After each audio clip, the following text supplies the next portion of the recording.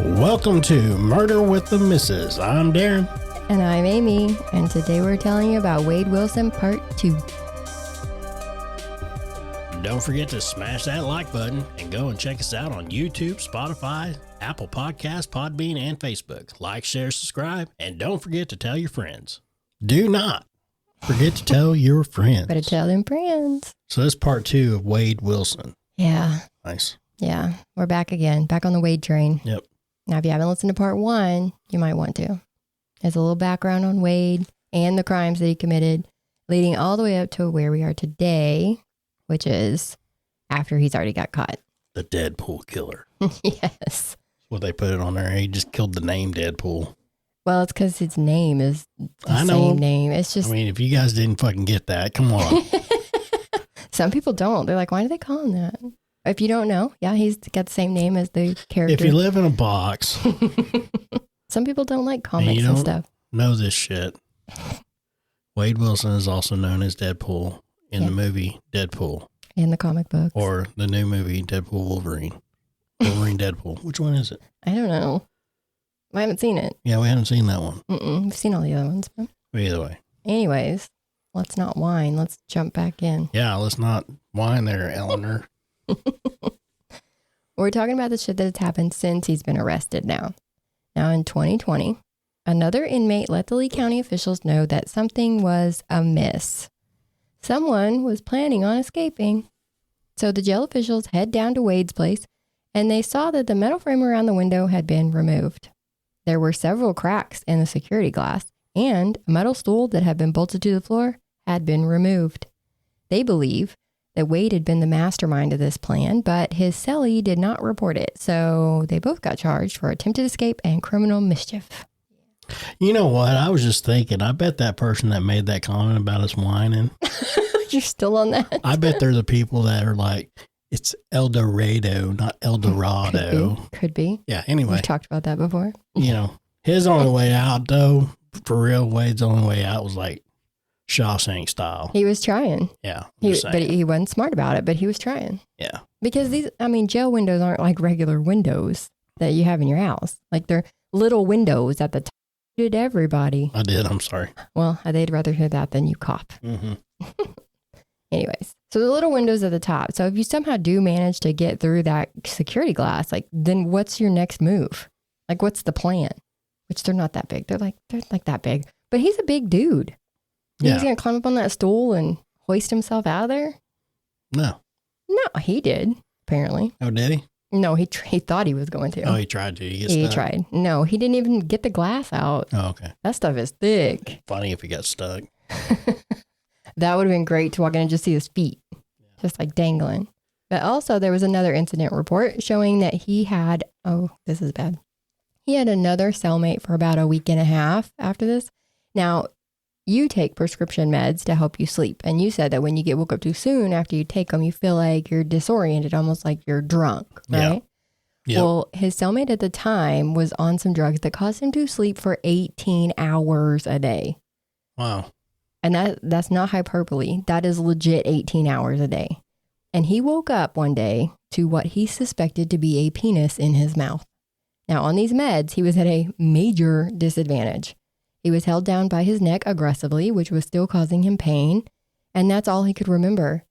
So what they did in this instance was remove the inmate and then issue a no contact order. Okay. Alrighty. That's how they handled that. Done and done. And we now know that he had tattoos when he went to jail all the way up to his jaw.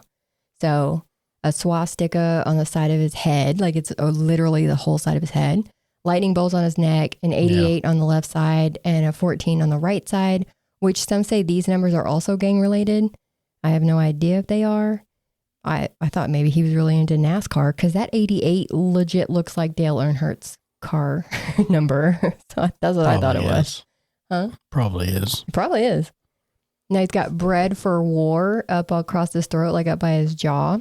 And then what looks like a guard tower on the front of his throat that goes down. Is it spelled BREAD? No. No. It's spelled right. No regrets. So good job there, guy. Spelled that right. No regrets. No regrets. Not even that tattoo. Mm-mm. But by the time he came to court in 2024, he had his face tattooed. So this is what we see now. We see a swastika under his right eye, along with that one on his head. The left side of his face is done up to look, I guess, like a skeleton. He has a Joker-style smile across his mouth, looking like stitches, even though, ironically, he can't seem to shut the fuck up. He has out of sight and out of mind going down the front of each of his ears towards his jaw, which they also say is a prison reference, because when you put people in prison, they're out of sight, out of mind. He has "Why so serious? Ha ha ha" from the Joker over his left eyebrow and down the side of his eye. You guys have probably seen it all. You can't miss it. And there were rumors, though, that he was given these tattoos while he was unconscious. Really? That would take a long time, to tattoo your whole face. The whole face. Especially in prison. I mean, because if you get caught. Right? That's a lot of trouble. Plus, where in the world are you getting tattoos for free? Well, prison. because, this guy's already said that everybody's after him. Yeah, they'd do a lot worse than put stuff he likes on his face. That's what I'm saying. I mean, who's giving him these tattoos if everybody's after him? I would expect like a penis on his chin or around his cheek. You'd get stuff like that. I don't think they'd actually take the time to give you what you want and what you like on your face. Yep. But he did ask for makeup for court to cover his face tattoos and look more respectable in front of the jury. And then even though he was allowed to get it, he didn't use it. We saw him show up to court. Yeah, but see, why is he allowed makeup when women isn't? Some women do get makeup, yeah. Oh, because I remember there was some that... Well, you can put prison makeup on too. Well, yeah, I knew that. I mean, they would have to do prison makeup. Yeah. Well, you can ask for stuff and it gets granted. So he did ask for makeup and it got granted, but he didn't even use it. So I don't even know what he was doing with it. Yeah. But he showed up in court in all his glory, with all his face done up, with his bright blue suits, just thinking he was something else. Yeah. And he was also put on a suicide watch, but we know that he told Papa Steve in a recorded phone call that he gets his meds faster and gets fed better when he's on suicide watch. So he uses that to kind of abuse the system to get what he wants. Oh. So you'll hear him in all these calls talking about, I'm on the suicide watch side and blah, blah, blah. But now we know why. It's because he asked for it. Yeah. And, obviously he doesn't know that they record these fucking calls. Oh, apparently none of them did, because there's a bunch. And there was also an overdose incident. Old Two Dubs had too much. Two Dubs. No Two Dubs. So let's get into it. They were already, there was a smuggling ring already going on in the jail, because it's a jail. All jails have it. But Wade surviving the OD made him more susceptible to them paying attention to him. So they're really focused on him now. There had apparently been an outside woman that would leave drugs in the receiving area, and a trustee would get them, pass them to another trustee, and they would be distributed to Wade and another man. This man is believed to be the boyfriend of the woman on the outside that was dropping them off. If we had time to talk about all the jail calls, we totally would, but this is literally like a 30-minute episode, so we don't have the time. But there is one in particular, Miss Bonnie. They are the one that she's the one that they really focused on when it came to this. Wade thought he was really smart and that he used another inmate's pen to call Bonnie when they made the special arrangements. The thought was that if they were monitoring Wade's calls, they wouldn't hear these because they're not under his pen, right? But the jail officials are not dumb. They have seen some better shit than what you got going on. Plus, we heard the calls with Bonnie where Wade actually tells her that he got someone else's pin. So if she sees him call, it's him. If you see this call come through, don't worry, it's me. I'm just using somebody else's pin. Dumbass. Fucking idiot. On those calls, he tells her to put a few Suboxone strips aside for him. Tells her that she can get 5, but he wants 6 because he needs an even split. He even tells her how to package them properly. What a fucking idiot. I mean, he breaks it down. Golly. Yes, I told you, fucking idiot. On one call, you hear Wade and Bonnie going back and forth arguing because she put it in a slightly different place than he told her, and his people couldn't find it. But they couldn't find it because the cops had already got it. They're already watching them. Yeah. So one day, as they watch, a car circles around and then pulls up with Bonnie in the front seat. A guy gets out and the car drives off. The guy hops over the rail, runs to the spot, leaves the packages, gets his little walkie-talkie out, says the eagle has landed or some shit, and the car comes back and picks him up.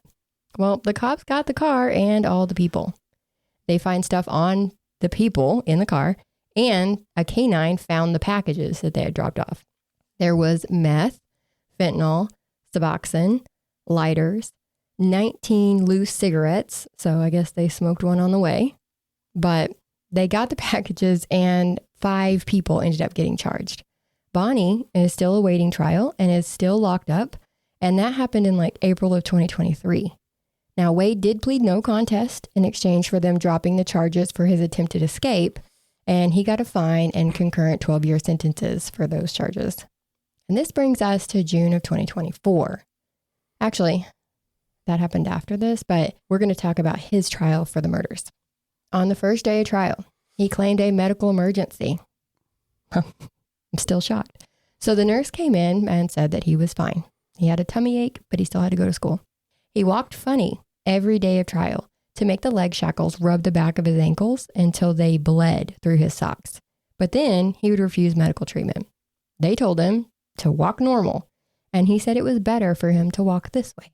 He had no time to do a lot of damage, though, because trial was only for 3 days. Prosecution did their thing, called their witnesses, questioned everybody, got their stories, and then they rested. And then defense immediately rested too. I mean, yeah, but who are they going to call? Nobody. He already confessed a couple of times. Yeah, they already have him, on tape multiple times. Yeah, so they were like, well, we can't beat that, so we'll just try something else. Goodness. They just gave up. Now, they barely even cross-examined the people that the state called, but they knew his goose was cooked. So like you said, there was really nothing they could do. Wade was found guilty of all the things, and the jury recommended the death penalty. And so they did a special Spencer hearing where they try to steer the judge away from the death penalty, saying Wade had a lot of head trauma that affected his thinking and shit. At 11 years old, he told his parents he was going crazy. Then he was a passenger in a car that went off the highway and hit an oak tree where his head hit the windshield and spidered the windshield. He did go to the hospital, but he left AMA, which is against medical advice. Another time, he was a passenger in a vehicle that crashed and he was seen by EMTs at the scene, but he ran away from them because he was on probation at the time and was out of his restricted area. He got a concussion in baseball and another one in football. So Dr. Mark Mills testified that Wade suffered from a psychotic disorder and is chronically and severely mentally ill.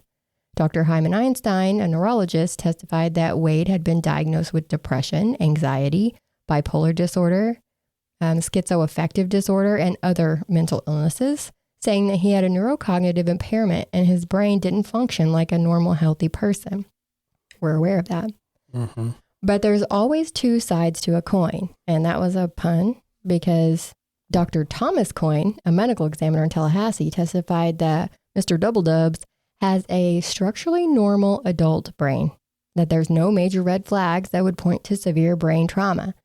And the judge was like, that's all I needed to hear. Death penalty. Done. I'm out. He had dinner. But in Florida, when you get the death penalty, you get a choice. So he has the choice of either lethal injection or the chair. But he's already said that he's going to take the needle because it's less painful. I bet he did. He did. He's like, I don't want to hurt. I just want to go to sleep. But I want to do awful, awful, horrible things to other people. And the appeals are already going, of course, because the death penalty cases have lengthy appeal processes. People will sit there for 10, 20 years. And now we can touch on the phone calls a little bit real quick. If you don't know, a lot of people have reached out to Wade since the murders, mostly women. They find him, send him a request on the little kiosk, and he can accept them and start calling, emailing, getting pictures from them, getting money from them, all the shit. But he has a revolving door of women. And thanks to phone calls from prison, we've heard a lot of those phone calls. Now, if you want to hear them in full, head on over there to their YouTube channel. But make sure you like, subscribe, comment, show them some love. Because much to these women's dismay, these phone calls are public information and are available to obtain through the Freedom of Information Act. We know that. But these things are not free. We talk about donating to your favorite podcast in part to help with research all the time. And it's for shit like this. Yep.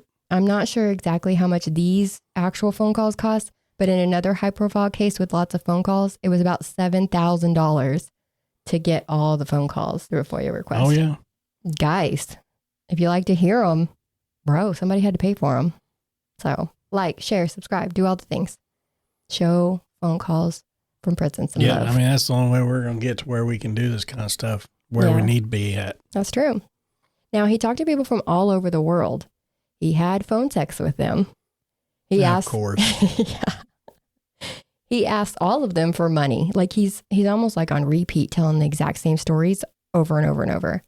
He tells them all that he loves them. He proposes to several of them. And I'm talking men and women, because remember, he is bisexual. And now all of this has come out. All of Wade's wives, that's what they call them. You can hear the progression where it turns into basically a job for him. One of the most talked about was Mila. Remember, we talked about her earlier. She was one of his almost victims that day. She was a victim of assault, but she was almost a murder victim. She has a couple of calls with him a week or so after he was arrested. And this is why people got mad, because she calls him daddy. She tells him that they kept her Hellcat because they found the dead girl's shoes in her cars. In her car. She makes him promise that he didn't have sex with those women. They talk and they laugh about what he did to her that day. She says, "Thank God I had 3 brothers that beat me up my whole life. I can take a punch, motherfucker." And he apologizes and tells her, "You took that punch like a fucking champion." Bro. He's fucking beat. Bro.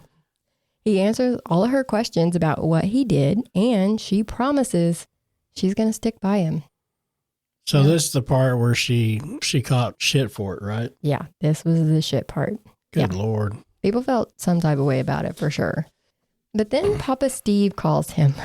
She actually calls, so he's on the phone trying to tell her, baby, go down and put money on my books. Baby, you got to go down there by midnight. Are you walking down there? Baby, are you going down there? And she's like, I'm going to call your dad. And so she calls Papa Steve on 3-way, because we literally hear her tell Wade that she's waiting on some snow. She had just bought some snow, which is Coke. So they're all talking about all the things on there. But she calls Papa Steve, and then Papa Steve's like, "Call me back, Wade, call me back." And so Wade calls him back. And that's when Papa Steve tells him that while he's sitting there giving Mila all these details on the phone about the murders, she had a reporter sitting right next to her and had the phone on speaker. So she's outing him. So on the phone with him, she's like, "Yeah, baby, I love you. And she's got a reporter sitting right there like, oh, this is good shit. He even played. So she's getting paid good money for this. Maybe. Yeah, no, she is. Steve even played the news report for him so he could hear Mila saying he was a monster and all this stuff. And he didn't have any phone calls with Mila after that. No. Yeah. Cut her off. Oh my God. He did, however, call the news. So he has a phone interview with a news reporter, and we hear it on here. He says he's innocent, that they did not consume illegal drugs that night, and that Mila Spa was actually a prostitution ring and Mila was a madam. Yes. So the phone call did the 1-minute warning thing. You have 1 minute remaining. Yeah. So that does that, and he tells the reporter, "I'm going to have to call you right back." And she says, "Okay, I'll be waiting." He hangs up, and instead he calls who we now know is Kiosk Kristen. So he didn't even call the reporter back. He wanted to get his GoFundMe out there. He wanted to shit talk Mila and proclaim his innocence. And he was done. That's all he wanted. Now, Papa Steve was not a fan of this. Yes, he turned Wade in, and he caught shit for that too. But this is his son, and he's trying to be there for him to help. He's got to accept the consequences of his actions. So Steve's like, "I'll help you do that as long as you're on the straight and narrow." You know what I mean? And what I believe to be the final call, because I don't think I heard any Steve calls after that, Steve's trying to tell him how stupid he sounds. There's a couple of confessions recorded already, and then now he's on with the news saying that he's innocent. So Steve's telling him all this does is show that you're changing your story. Because Steve, it said that he spent 12 years in prison himself. He knows the game. And plus he's, smarter than the average bear, but he was making very valid points. And Wade got super butthurt, and they got into an argument. And so that was it for the phone calls with Papa Steve. But it was really, really great to hear Papa Steve yelling at him that he was a bitch. He couldn't handle the truth. He could not handle the truth. No, he was so mad. Ugh.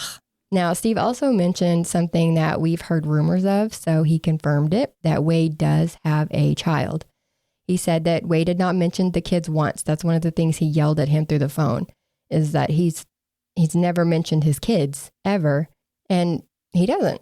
You can listen to them all. He doesn't talk about them.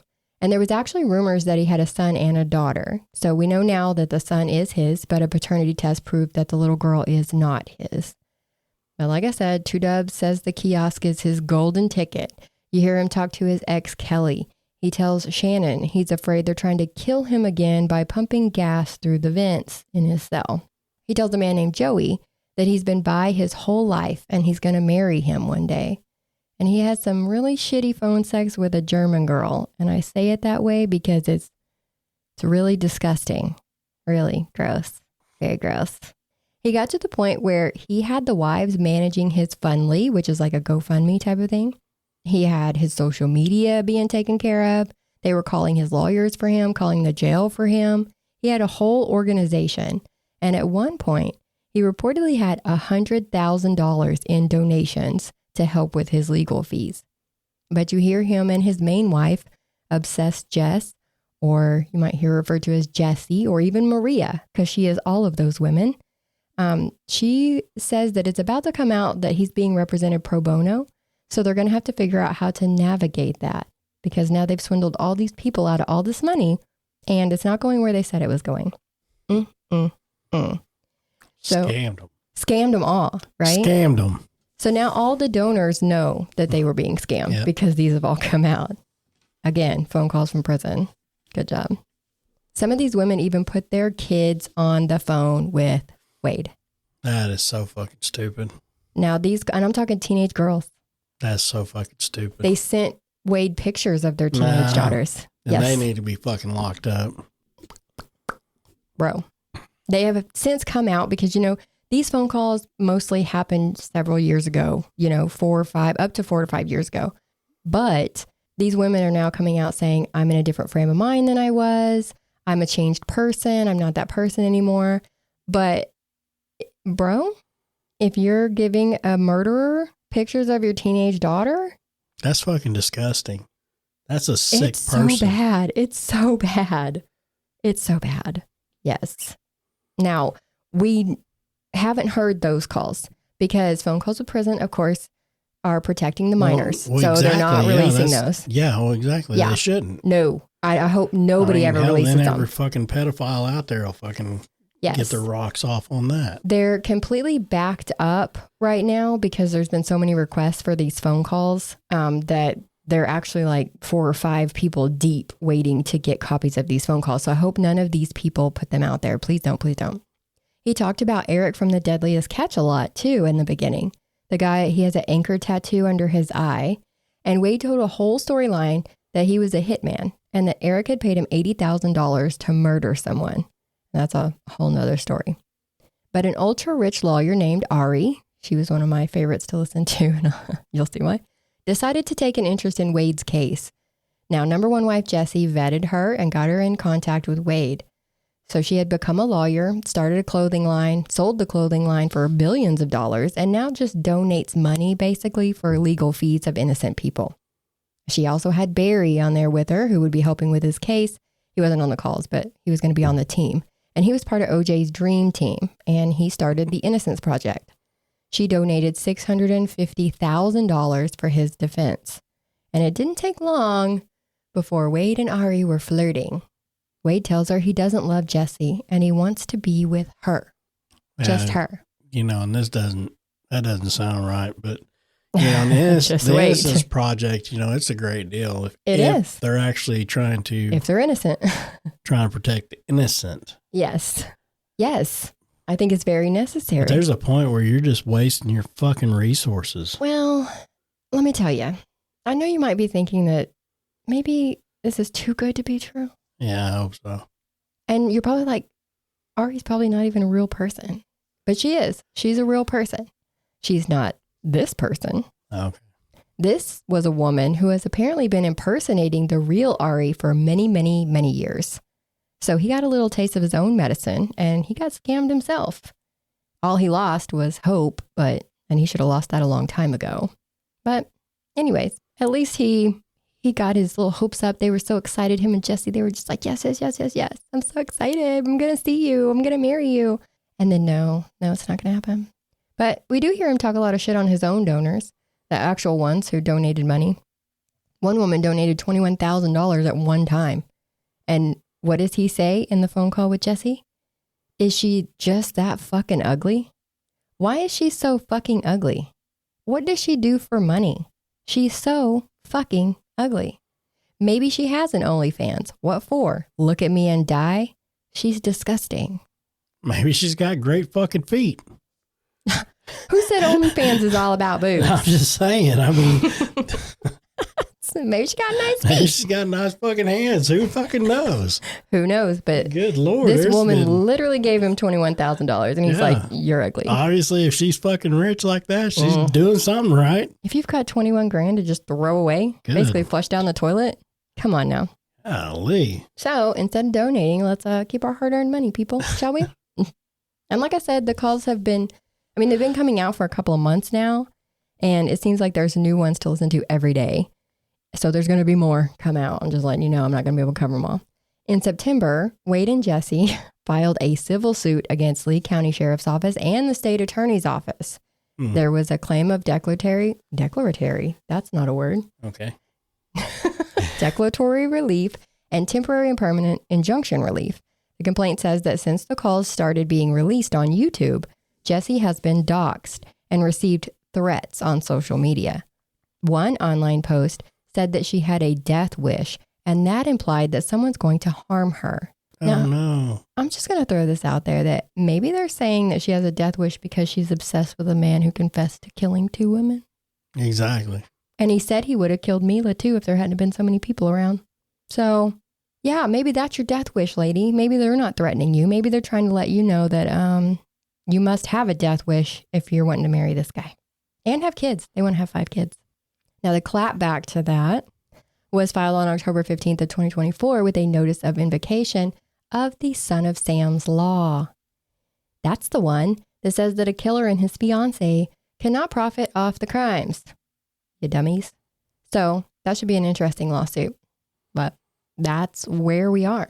A lot of phone calls still being released. So if you go down that rabbit hole, like I said, you're going to hear the same thing on repeat. He tells everybody the same shit, that he only gets to shower once a week, that they don't feed him, and that he needs money for, he needs money for honey buns and shit. It's just so dumb. But yeah, so that's where we are. But you will have to listen to his annoying ass laugh too. That thing is the fakest thing I've ever heard. Yeah, and I'm sure we'll update this, sometime in the future. Oh yeah, because I'm sure they're going to keep doing shit. This is one of those that they just keep doing shit, kind of like Sarah Boone. Oh yeah. They just keep doing shit. Sarah Boone, and what's the other one? You said that Alex Murdaugh's got stuff I guess going on. he's got shit still going on that shouldn't be. Yeah, he's always doing something. And plus, I guess Netflix is making a documentary on Wade too, so that's going to be coming out. Yep. They're already interviewing people and carrying on.